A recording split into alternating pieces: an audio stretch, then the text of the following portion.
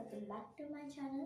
तो आज हम क्या पढ़ेंगे प्रॉपर्टीज ऑफ आयनिक बॉन्ड, मतलब कि आयनिक बॉन्ड की जो प्रॉपर्टी होती है वो क्या होती है। तो फर्स्ट प्रॉपर्टी क्या है, फिजिक्स नेचर, मतलब कि फिजिक्स नेचर क्या होता है। तो फिजिक्स नेचर क्या होता है, ionic compounds are hard crystalline solid.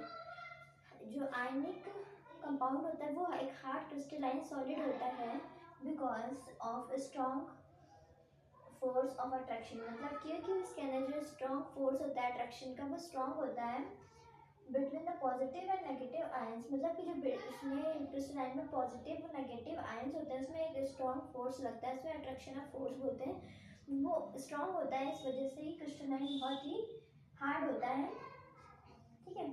This compounds are generally brittle and break into pieces when pressure is applied, मतलब कि जब हम उसमें प्रेशर देंगे तो पॉसिबल है कि जो क्रिस्टलाइन सॉलिड है वो ब्रेक हो सकता है, टूट सकता है, बट किसमें पीसेस में टूटेगा, ताकि जब हम लोग किसी भी चीज़ को सॉलिड चीज़ है उससे प्रेशर लगाते हैं तो वो पीसेस में टूटती है। जैसे अभी पत्थर भी होता है स्टोन, उसे जब हम लोग तोड़ते हैं तो वो पीसेस में मतलब ब्रेक होता है, ना कि पाउडर में ना लिक्विड में, पीसेस में होता है ना।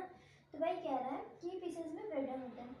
दूसरा क्या है, मेल्टिंग एंड बॉइलिंग पॉइंट, मतलब जो क्रिस्टलाइन में आयनिक कंपाउंड में मेल्टिंग और बॉइलिंग पॉइंट क्या होती है, मतलब इसमें मेल्टिंग और बॉइलिंग पॉइंट दोनों हाई होती है क्योंकि आप सॉलिड है कोई आयनिक कंपाउंड, पहला सॉलिड है क्रिस्टलाइन सॉलिड, उसे मेल्ट या बॉयल करने में हमें बहुत टाइम लगेगा, तो हाई पे हम लोग कर सकते हैं। And as large amount energy required to break, और इसमें बहुत ही ज़्यादा लार्ज अमाउंट में हमें एनर्जी की ज़रूरत होती है ताकि हम इसे ब्रेक कर सके, तोड़ सके। जैसे मैंने इसमें ऊपर वाले में बताया था कि ब्रेक हो सकता है पीसेस में, बट अगर हम उस प्रेशर से अप्लाइड करेंगे तो वही मेल्टिंग एंड बॉइलिंग पॉइंट में भी कह रहा है कि अगर लार्ज अमाउंट में एनर्जी रिक्वायर्ड होगी तो उसी में होगा, ठीक है। आगे देखते हैं।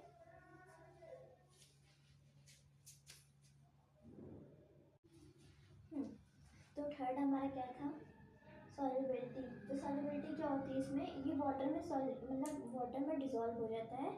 इसकी सॉल्युबिलिटी ये है कि मतलब this compound are soluble in water, polar solvent and insoluble in organic solvent is non polar solvent.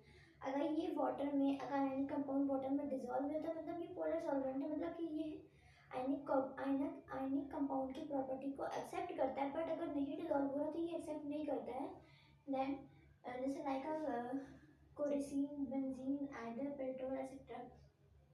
As the water is a polar in a nature, its help in a separate of positive opposite charge ion from their ionic compound, मतलब कि अगर हम इसे water में dissolve करते हैं तो ये हमारा अपोजिट चार्ज होता है उसे निकाल देते हैं बाहर, तो इसीलिए हम आयनिक कंपाउंड से, तो इसीलिए हमें क्या बोलते हैं, सॉल्युबल इन वाटर, मतलब होता है solubility of conductor of electricity, मतलब कि जैसे हम NaCl ले लेते हैं, ठीक है, क्या ले लेते हैं, NaCl, तो हमारा Na क्या होता है प्लस, Cl क्या होता है माइनस चार्ज होता है।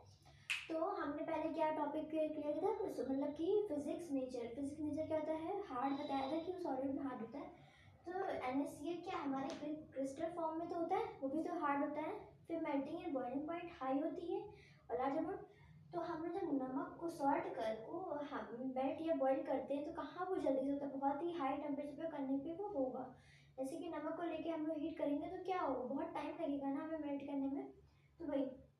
फिर सॉल्युबिलिटी, वाटर नमक में घुल जाता है, सॉल्युबिलिटी है कंडक्टर ऑफ इलेक्ट्रिसिटी, मतलब कि नमक से हम लोग बिजली बना सकते हैं, अगर इससे हम लोग नमक को पानी में मिला देंगे फिर भी हमें इलेक्ट्रिसिटी मिलेगी, और मेल्ट करेंगे हल्का सा थोड़ा तो भी हमें इलेक्ट्रिसिटी मिलेगी। तो ये क्या है, कंडक्टर ऑफ इलेक्ट्रिसिटी है, मतलब कि आयनिक कंपाउंड जो होंगे वो सारे कंडक्टर ऑफ इलेक्ट्रिसिटी भी होंगे, सॉल्युबिलिटी भी होगी, और फिजिक्स इन नेचर भी होगा, and melting and boiling point high होगी, ठीक है।